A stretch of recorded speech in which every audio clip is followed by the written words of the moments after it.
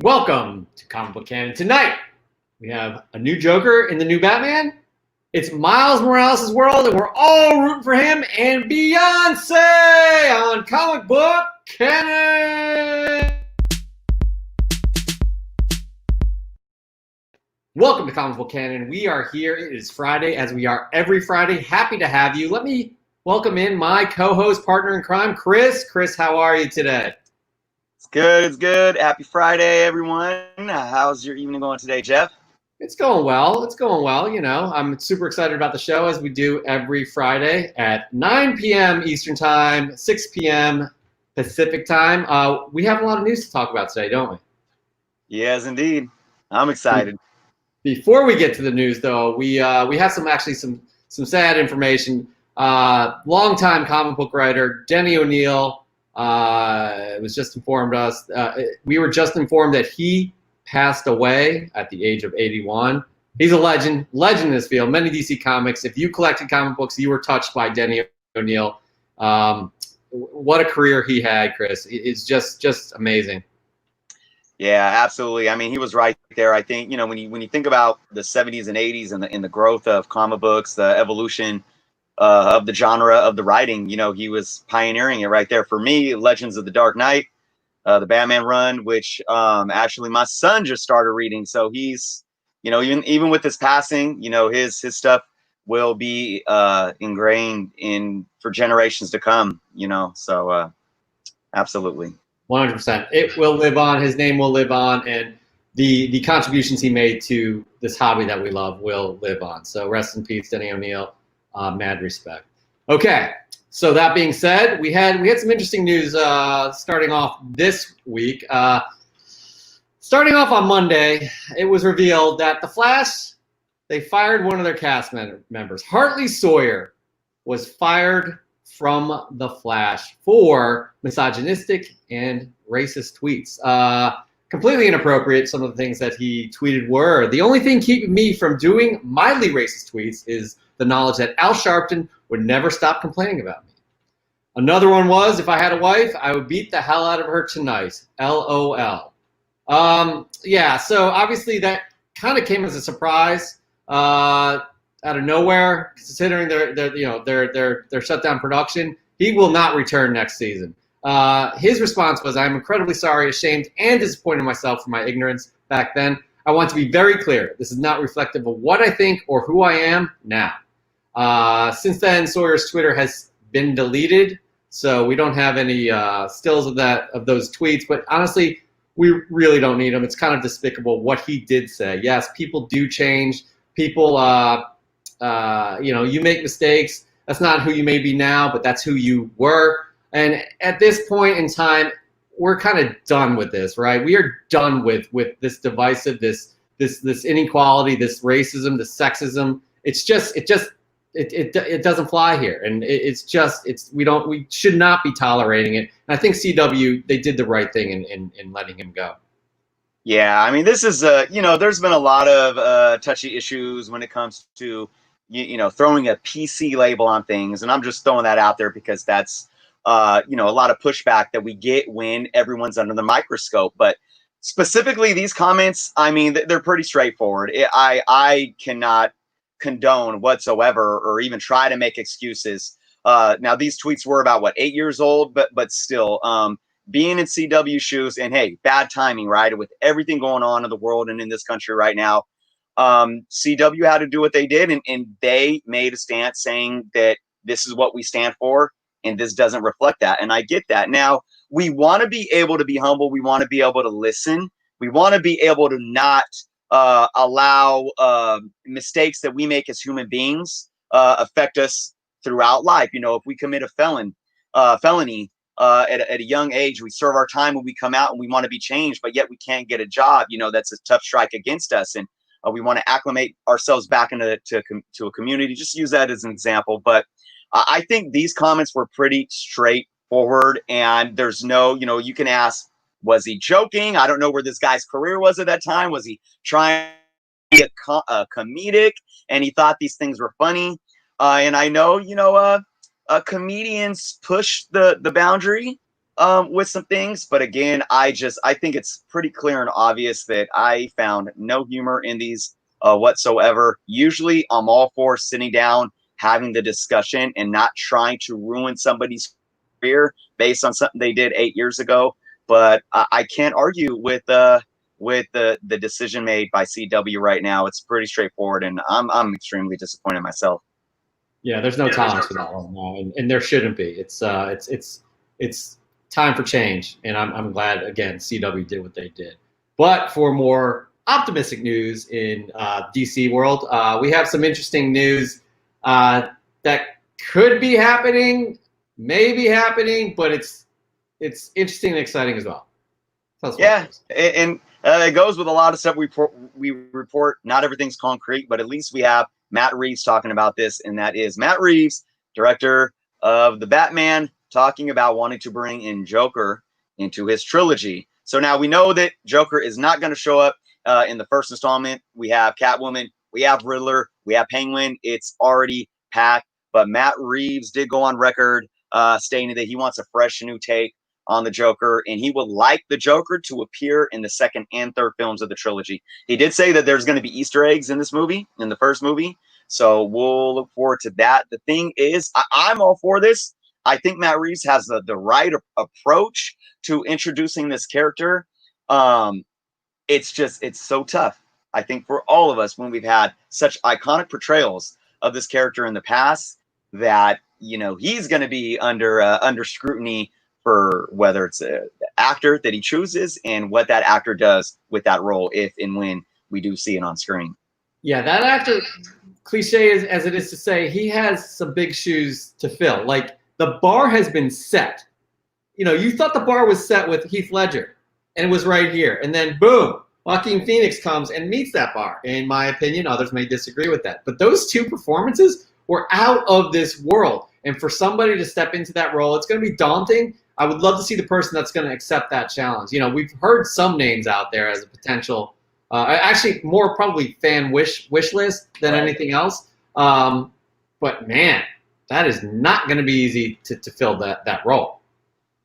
Right. Absolutely. I heard some fans talking about Johnny Depp. I love Johnny Depp, probably one of my favorite actors in character roles. I could see him diving into a character like this. Although I like you said, that's just some wishes. I think Johnny Depp is, I mean, what is he? I believe he just turned 57 years old. So, you know, again, you know, when you look at films like this, although this isn't maybe like an MCU contract where you want somebody playing it for years and years, this might just be a couple of film thing. I don't know. His age might possibly get in the way, even if he was being considered. Did you have anyone in mind? This is a hard one for me. Like, honestly, I'm usually good at like filling that role, but I have no idea. I have no idea who I cast as a new Joker. I would love to hear from the audience. Who do you guys want to see as the new Joker? Joaquin Phoenix there's probably no way he's going to reprise this role in this kind of iteration of the DCEU, because that was another kind of universe.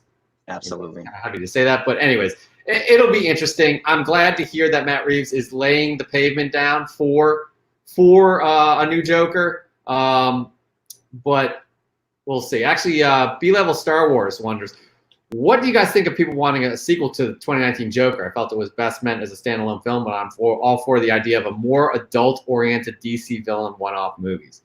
I don't need to see a sequel. I really liked that movie, but that's a very good question. Thanks for that, B-Level. So what do you think, Chris? Yeah, I agree with you. I just don't, as much as like you. Here's the thing: you made the statement saying Joaquin's role was right there with Heath Ledger, and I could really agree with that.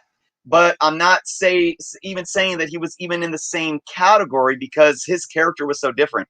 I just don't see Joaquin's character being a character that can get past his own, mental. The mental state that he was in that really was the underlying factor of what drove his character. I don't need to see that play out in another 2 hours or 2.5 hours. His story arc was done. It was well thought out and well played out, and boom. I don't see him competing in a film with superheroes or trying to be a crime boss or there's no other layers there than what we saw, and I think you're right. Let's leave it like that. It was Oscar award worthy, and I'm glad that it's there and we have it in cinema history. And let's kind of move on from that. Agreed. Let's move on from this. The next story we have to talk about here is San Diego Comic-Con. Y'all know that it was canceled because of what's going on with COVID right now, and that's fair. That was a fair move. We all applaud that move.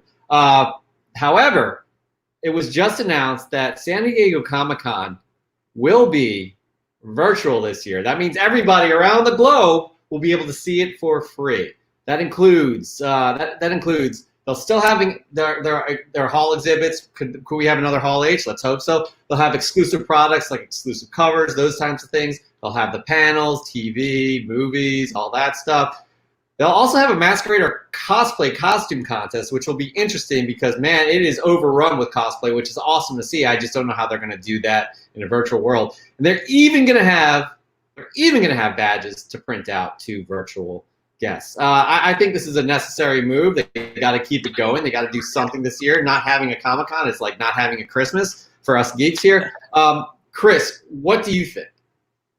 Absolutely. I think this is the best move that they could do with something like this. I think it's going to really bring in a lot of people, and I think this is something that they can continue to do moving forward to some extent. When the world starts getting back to some sort of normal, and say next year, San Diego opens back up and we have an actual con that people can go to, I still want to see some kind of a dynamic with virtual.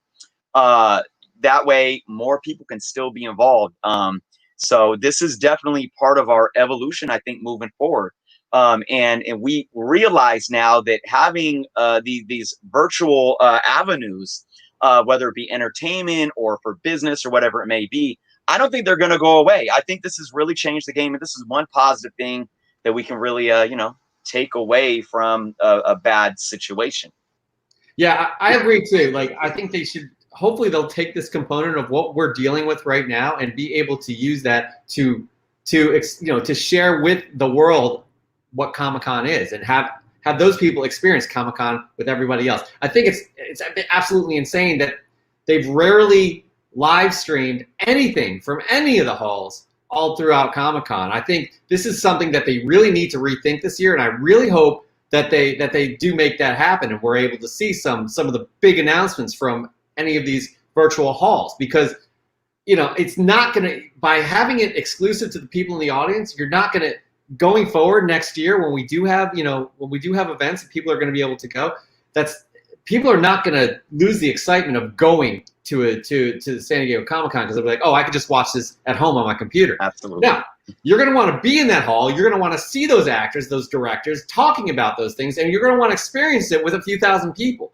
They're still going to have that. And I really hope that they're able to kind of share that with the world, because I've been to Comic-Con a few times. It is super exciting. The excitement is palpable, but I really think you could share it, especially with how we're evolving in terms of virtual productions. Yep.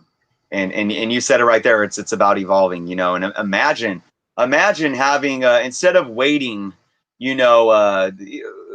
whether it's a few hours after or the next day for, our big YouTubers and our, comicbook.coms and whatnot to produce or to share the news with us of MCU's, Marvel Studios' big MCU announcements. Imagine having those same thousands of people in that room, yet thousands of people worldwide in this virtual chat or virtual experience to be able to watch it in real time. I think it's good for marketing. I think it's good for business. And it's good for bringing the fan base together and making it stronger in the long term. Yeah, absolutely. Yeah. And speaking of good for marketing, this rumor right here would be amazing. Chris, how excited are you about this potential rumor that you're going to tell everybody about right now? Well, we're talking about some Beyonce news here, and yeah, Beyonce is beyond marketable in many ways, and we have found out that Beyonce has made a deal with Disney that's going to possibly involve her in some form or fashion in Black Panther 2. Now, don't get all up in the hype of, oh my gosh, she's playing Storm, as some YouTubers are already all on it. We love to speculate. Um, all the talk about her playing Storm is fun, but let's get down to what we actually know. We know that she signed a $90 million deal with Disney. We know for a fact that this is for 3 projects. One of those most likely being the Black Panther 2 project with Marvel Studios, the other 2 being for projects for Disney Plus. The more realistic thing, rather than this even being any sort of acting role, let alone a key role like for a character like Storm, this most likely involves her as a musician. Now, we saw what Black Panther, what Marvel Studios did with Black Panther 1 with bringing in Kendrick Lamar to compose the whole soundtrack around that movie. I really think that we're going to probably see Beyonce kind of head the soundtrack around this movie. And I think that's what it is. I mean, don't get me wrong. I think Beyonce is a great actress. She was in Cadillac Records portraying Etta James, and what a moving performance. Could Beyonce play Storm? I think absolutely. I think she's probably, for Marvel Studios, a little old at this point, even if they wanted to take that route. But to be realistic, I think this has more to do with her as a musician.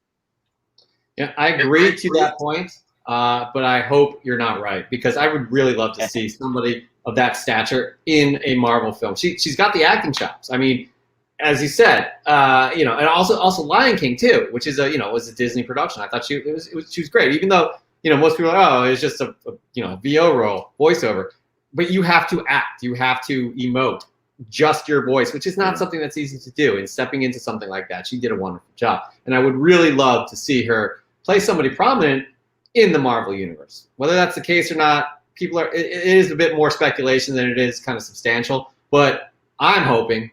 I would be extremely happy that if she would play more than a role of just being kind of like the music director on the soundtrack. Yeah. Well, how about this? How about the best of both worlds? How about they have a soundtrack and she gets a role in the film? What do you know? Wouldn't that be something else?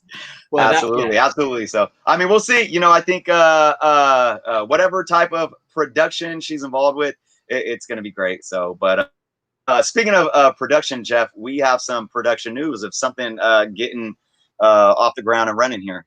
That's a nice tee up. Absolutely. I'm excited, and I'm sure you guys are all excited, because how amazing was Into the Spider-Verse last year. That film blew me away.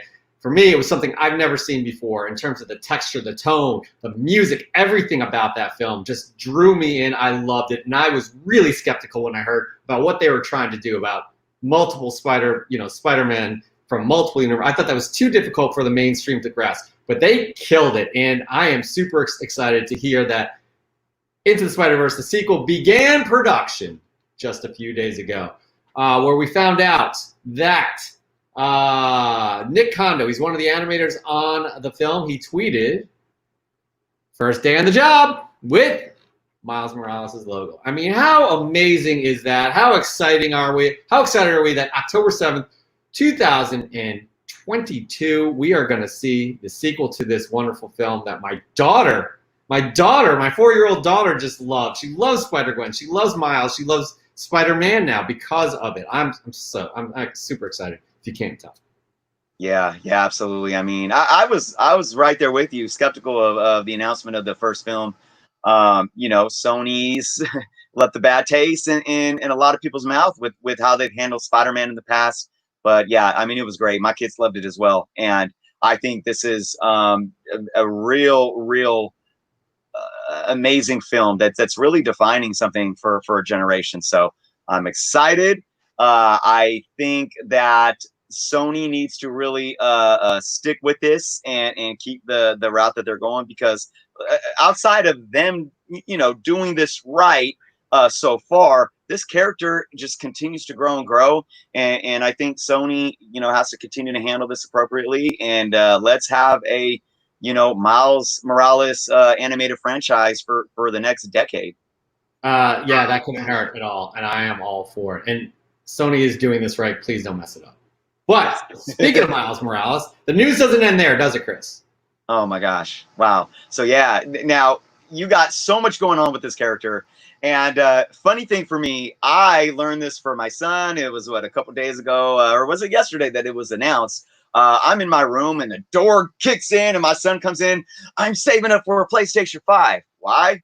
Because there's a Miles Morales game coming out. So we know that PlayStation 5 is due to release towards the end of the year, and Insomniac has released the fact that they are in the works to produce a Miles Morales Spider-Man video game. It'll be a continuation of the PS4 Marvel Spider-Man game existing within the same gamerverse universe.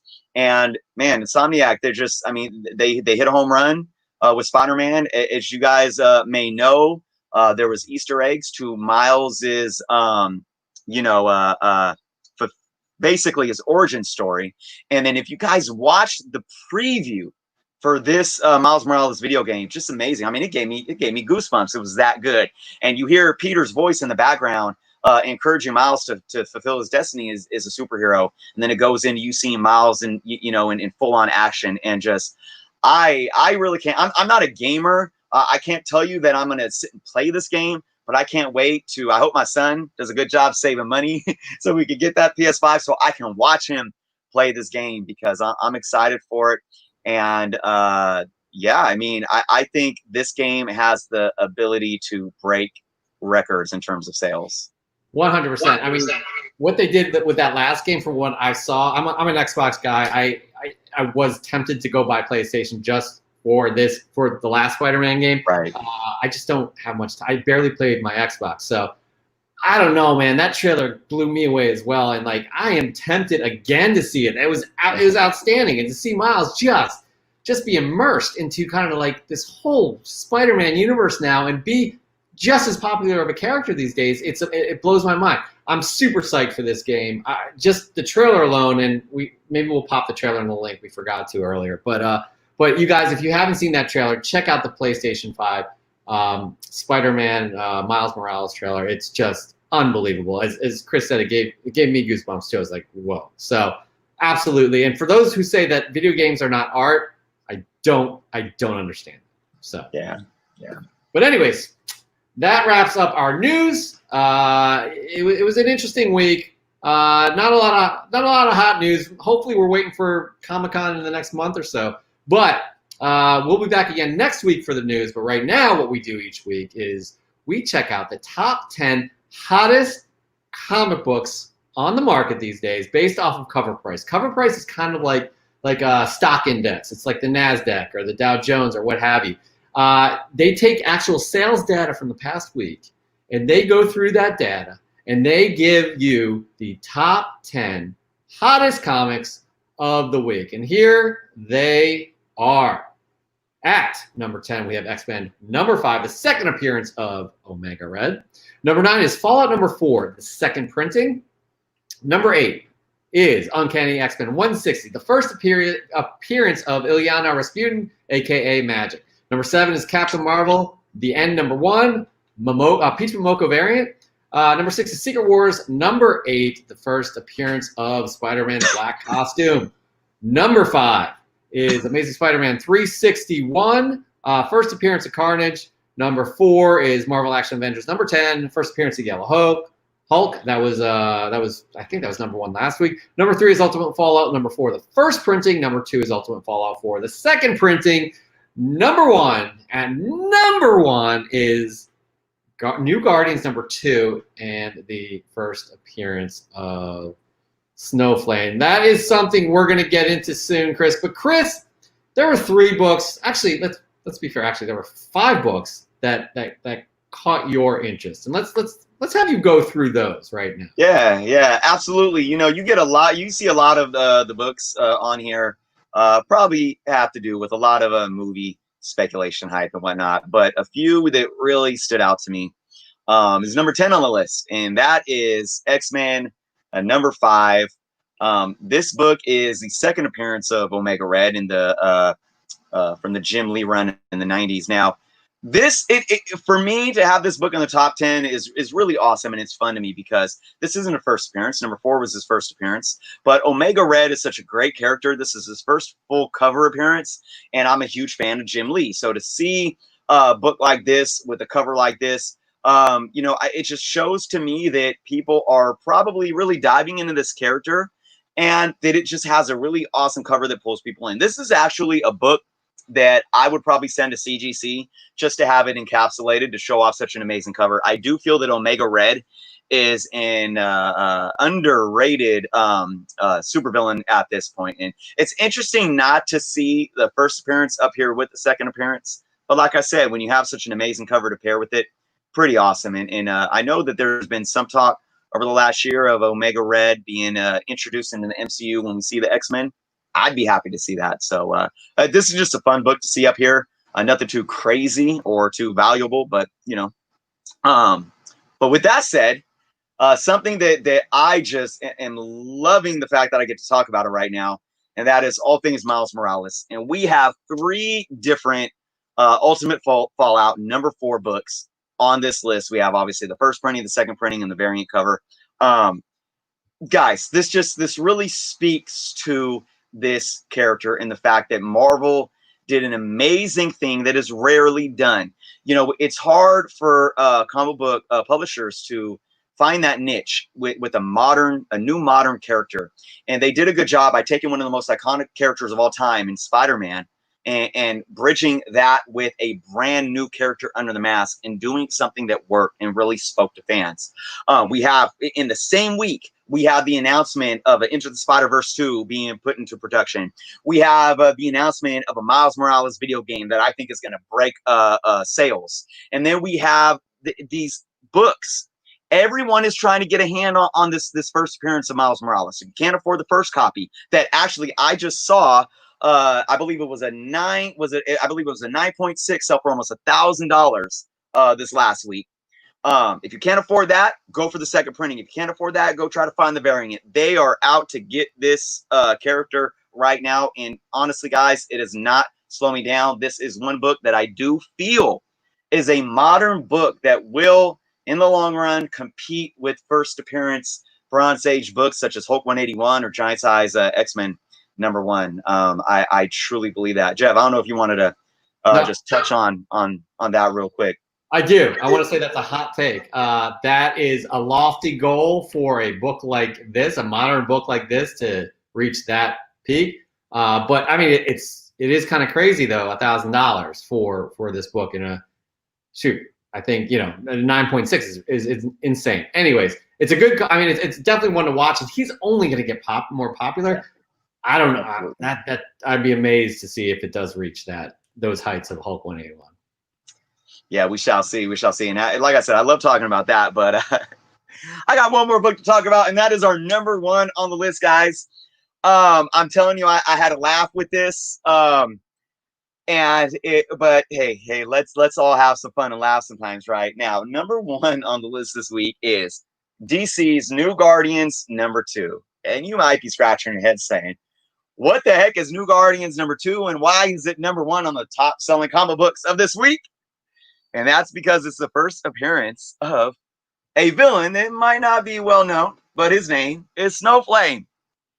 And get this, guys. Snowflame. He's not only a supervillain speedster, but he runs a drug cartel in Colombia. And guess what? Not only does he deal, but he is a big cocaine user. Yes. Snowflame gets his speedster powers, or boosts his powers, literally by snorting blow. Now, the only reason that I can even think about why this book might be on a number 1 of a top-selling list is because Screen Rant did publish an article about this character in this book a couple weeks back. But I mean, are we really holding on to random little articles to where we're going out and purchasing a random obscure book like this? I mean, it blows my mind, and I keep saying that, it blows my mind, pun intended, right? But this is such a nutty one to be at number 1. It's straight comedy. It's straight comedy, and you know, we not funny at all a few weeks ago or a couple months ago, where you had the first appearance of Corona in Web of Spider-Man early '90s book. That was super hot as well. That's not funny, but this is like, right. What are you thinking about? Are these like speculators that are misinformed or what? Thinking that this is going to be the next Miles Morales or something? Like it just is insane to think that people are going absolutely crazy to get this book. It is. And like I said, I got a great laugh from it. I have New Guardians #1 in my collection. I don't believe I have #2, and I have no plans following the hype. That's for sure. All right. Well, at least we're ending on a high note here with comedy, because that is absolutely hilarious. I'd be willing to bet high note. Woo! High five, Tim. All right. So that is our weekly top 10 section right there. We hope you all enjoyed that. Looking forward to next week. And I wonder. All right, actually, Chris, I'm going to ask you right now. Do you think New Guardians is going to even be on the top 10 list next week?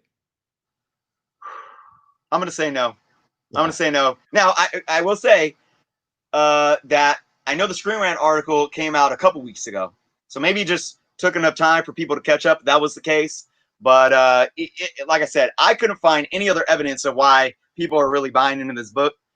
So there's no really even other speculation hype on it. So I'm going to say it's gonna topple over and fall off pretty quick. Kind of like a high when you're snorting blow. Okay, on that note, we will be moving on to, all right, so last week, actually 2 weeks ago, we were going to do a call to action called My Comic Cave, hashtag My Comic Cave CBC. Due to recent events, we decided it was a bit trivial to be, posting this, tweeting this, to kind of push this call to action to you guys. We hit a few people up on, through DMs last week to send us their comic book cave, the place where you immerse yourself in the hobby that you love. But we actually had the call to action. We did it again last week, and we got some really interesting submissions. So we're going to get into that right now with, we had our first submission here is at King Pose Comics. You can follow him on Instagram. It's definitely an interesting selection of what he chose to show us. He's got some great books here, Chris. You're going to narrate because it's a quick clip on a wonderful shag carpet. I am willing to bet. I'm willing to bet he doesn't. He doesn't kind of. This is not how he leaves them out and about. This is not how they're stored. But check this out. So we got Mr. Sinister, first appearance of Mr. Sinister. There we got some cameo of Gambit, first Jubilee, first Gambit. Lots of good X-Men stuff. Taskmaster. Apocalypse. Looks like we got the whole Frank Miller Wolverine miniseries. Professor Hulk. Transformers. I saw 2 copies of Transformers #1. That's me right there for sure. Second appearance of Deadpool. All right, hey, that shag carpet over all those books, man. I'm all about going retro and vintage. So that just wonderful. Was the icing on the cake for me. That definitely feels like it would feel good on just on your feet without socks or anything on, but you're not going to be stepping on that carpet with all those books there. So I really hope at King Post Comics you do not store your comic books there the whole time. Anyways, thank you for sending those in. All right, next we have Bubs Comics here. He sent us in 2 pictures that I really like his setup here. What do you think, Chris? Yeah, that's an amazing wall. Man, I got that Captain America Origin 109 there as well. Looks like he's got some big shout out. We got some Green Arrow, Green Lantern, Neil Adams art, but I know that was Denny O'Neil on the story there. Got a Moon Knight first appearance, Hulk 180 and Hulk 181. Yeah, first Swamp Thing. Yeah, it's looking really nice. And then he has another wall here. He's got his Art Adams Wolverine poster. He's got a bunch of Funko Pops. What else do you see there, Chris? Yeah, Pops. I like the Pop theme because it looks like he has some Pop comic variant covers behind the Pops. Well laid out. I'm really liking what you got there, Bubs Comics. Thank you so much for sending this in. All right. And our final comic book cave, it's not quite a comic book cave because this person, he sells comic books online and has he has a 400,000 book collection. You heard that right, Chris, right? 400,000 books he has in his collection. Forest Creek Comics. He sent us this in. I mean, look at that. That's just the picture. That's just one wall. Again, 400,000 comic books. And he sent us this video in as well. This is like, wow. I mean, Chris, you have an impressive collection, but this right here, it's oh my gosh, it's over 20 times as much as you have, and blows me away. Forest Creek Comics. What's that? Speechless, yeah. And like I say, he obviously is a dealer in some form or fashion. He sells comics, but that's not to take anything away from this. I mean, when you have that many comics in one room under one roof, it's mind blowing. Absolutely. Forest Creek Comics, check him out. He's got amazing deals on Instagram. Actually, Chris, you have an Excel spreadsheet of his that lists 300,000 comic books. Wow, close to 300,000 spreadsheet. I was looking through it earlier today. It's just, whew, I mean, it's overwhelming. It's amazing. Have you read the whole thing yet? Absolutely not. I got through like two pages.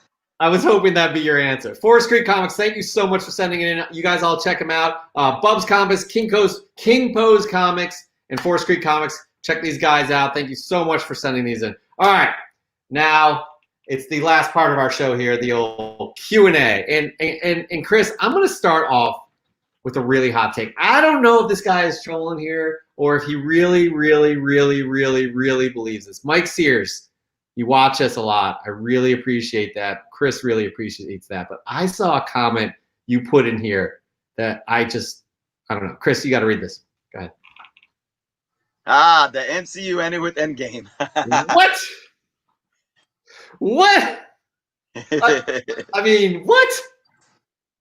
I mean, it's going to be hard to reach that mountaintop, that amazing film, that work of art that you wanted to see your whole life, right? It's going to be hard to reach that. But Spider-Man Far From Home was pretty incredible as well, wouldn't you say? Yeah, people might argue that Spider-Man film was still correlated in the same phase and tied right into Endgame.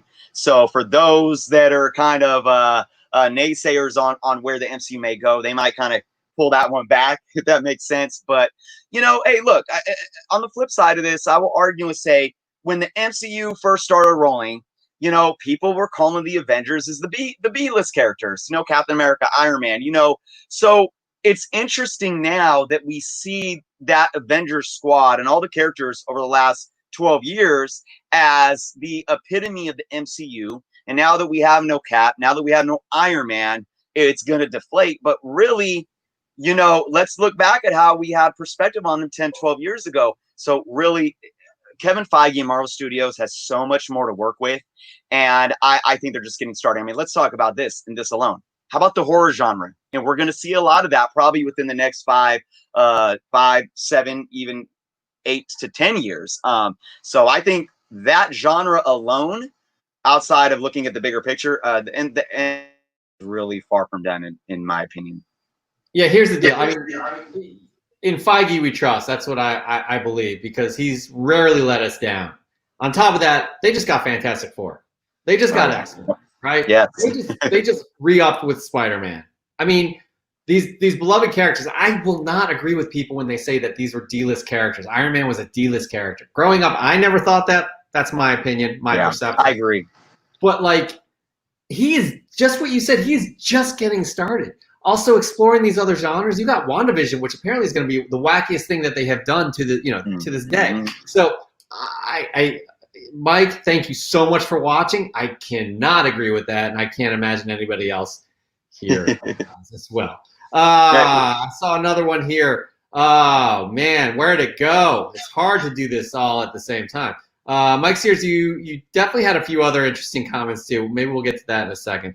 But we had one from Isaac Maynard, and we are going to find it up. All right, Isaac Maynard brought up the fact that that the first appearance of Miles Morales is going for over $1,000, which is pretty incredible. Again, for a modern book, with what you said, Chris, you have high expectations for this book.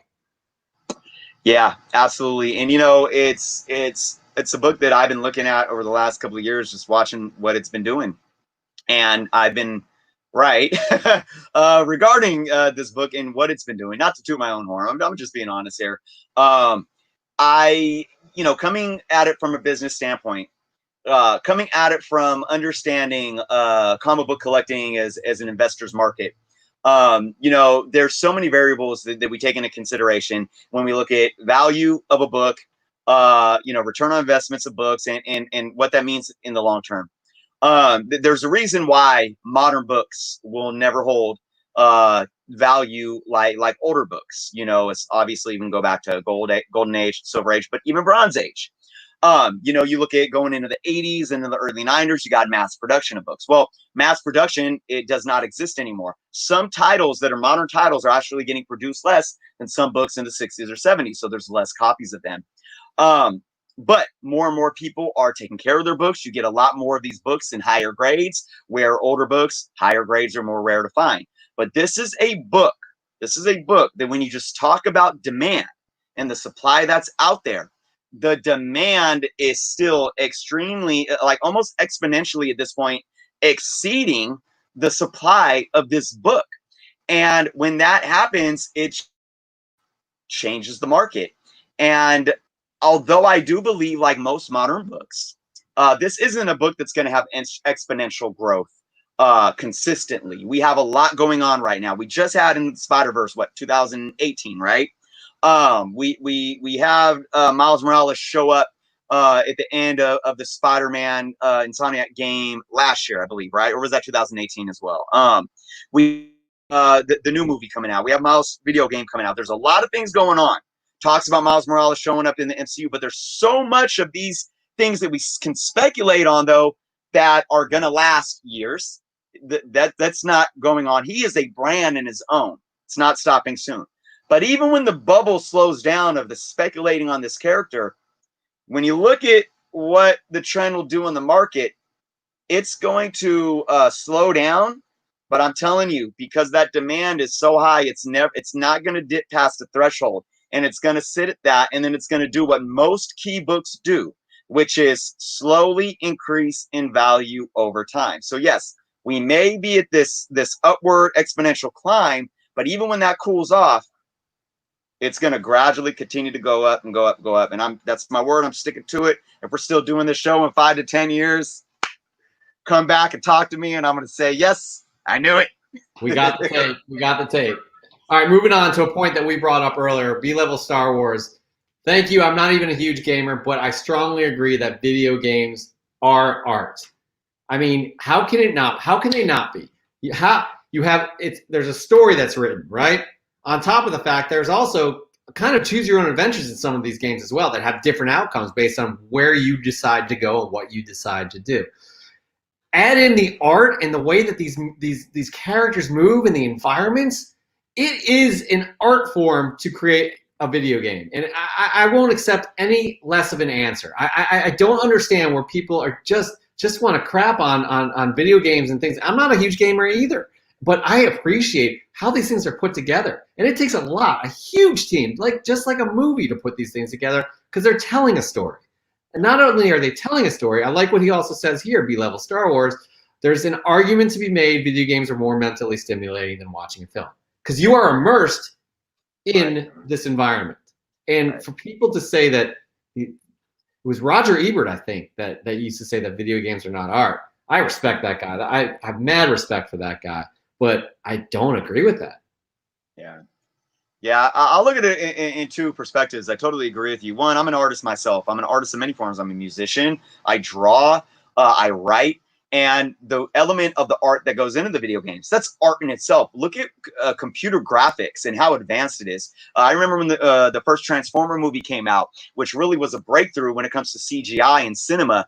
And what these guys have to do behind the scenes, they made sure that there was, how many parts is there in a car? Like 12 or 20,000 car parts. So every time a Transformer transformed, they made sure every car part was still in the Transformer. That's crazy. They're putting just as much detail into the CGI in video games.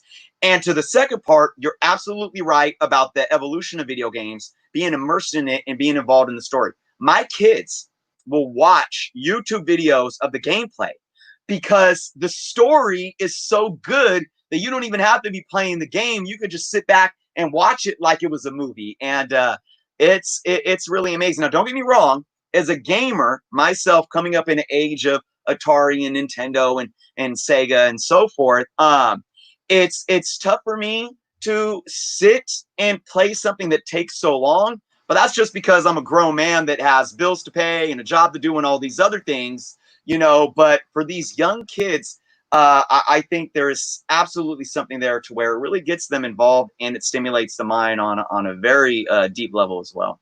Yeah, absolutely. It is an art form. We'll end it right there. And we're also going to be ending our show. Thank you all for watching tonight. It's always fun sharing these evenings with you, talking about what we love.